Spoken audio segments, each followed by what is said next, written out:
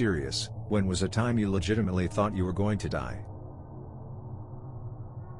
This happened about 4 to 5 months ago. I was home alone eating steak tip kebabs for dinner. My wife was at work and due home in about an hour. I choked on one of the pieces of steak chew through people.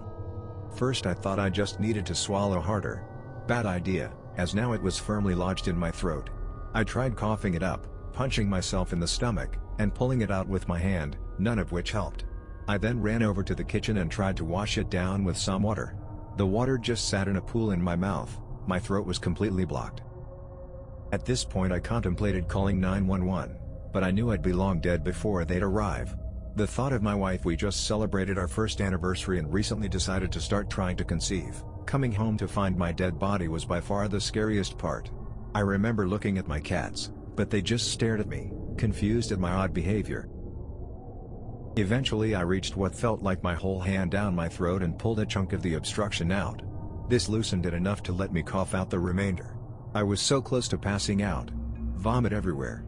Total time in throat around 90 seconds. I couldn't talk for a day due to the physical trauma on my throat. Drove myself to the hospital. Cried in front of my wife when I saw her. The next few days were surreal.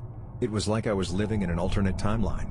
I don't find choking gags in movies/TV amusing anymore. Still have mild PTSD about it.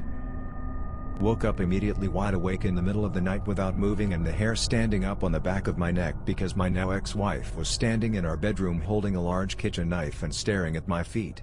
She had had a schizophrenic break a few months earlier and had started referring to me as the enemy. Laid there without moving. She stood there for over an hour. Have no idea how long she was there before I woke up. Anyway, she leaves the room and comes back without the knife, gets into bed, and cuddles in little spoon style like she made a decision. Then she made me waffles for breakfast. Best believe I put on my best "oh wow, amazing wife. These waffles are yum" voice. I was really sick when I was 12. Missed a whole semester of school. I was throwing up every day and had no energy. Doctors couldn't figure it out. Had test after test, visited specialist after specialist and nothing. All we did know is my liver wasn't functioning. I was pretty jaundiced. I was pretty sure I would die before we knew what was wrong.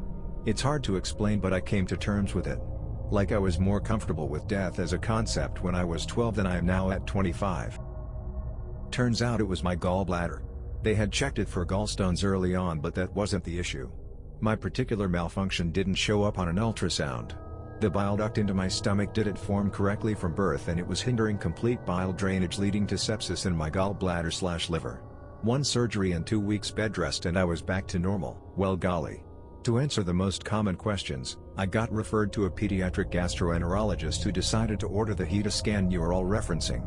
The barium milkshake thing you have to drink is absolutely disgusting. That indeed caught it. Why my local physicians didn't order one is beyond me. I am not a doctor and was 12. I do know that one doctor didn't even want to ultrasound for gallstones because I was too young to have gallstones. Hit a stopped car going over 65 miles per hour. Spent 2 years in a wheelchair, 6 months of that was learning to walk again. Honestly thought I was going to die in the seconds before impact. I can still clearly see the people in the other car, the other traffic around us. Car was stopped to turn on a highway with no middle turning lane. I was the only one injured though, and I'm still sort of grateful for that because I swear there was a kid in the back seat of the other car. I wasn't the driver, front seat passenger of a reckless driver. A couple friends and I were driving home from a birthday party and we got rear-ended by a drunk driver who was going about 120. On impact all of the windows exploded and the tires caved inwards and we were going about 70, so there was a sort of slingshot effect that made us pick up some speed. We were just careening down the freeway with zero control. The car swerved around a bunch, almost hits another car and a pole and eventually rolled into an area just right of the shoulder. Luckily it ended up back upright on the tires and somehow ended up facing the complete opposite direction we were initially going. We thought our friend in the back seat was dead, but she was just unconscious and ended up having some pretty bad whiplash. My other friend and I were basically unharmed except for some cuts and bruises and just overall body ache for a little bit. This was in 2007 and I still think about pretty frequently. We all probably should have died for sure. I took an edible before a flight from Portland to San Francisco. I proceed to get very, very high both metaphorically and literally.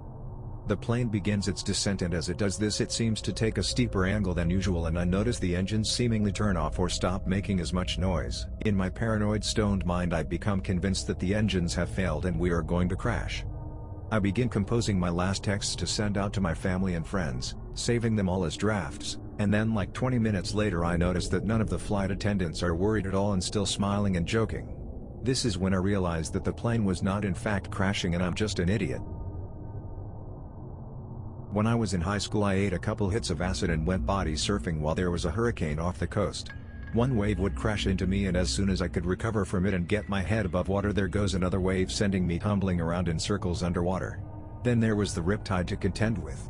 The last thing I remember was getting sucked out to sea and the lights from the beach getting further and further away. CT crashing, and I'm just an idiot. I have no idea how I made it back to the beach, but when I woke up every muscle in my arms and legs felt like they were on fire and I was puking up what felt like 2 gallons of water. In retrospect, I think body surfing while tripping balls in a hurricane was a bad idea.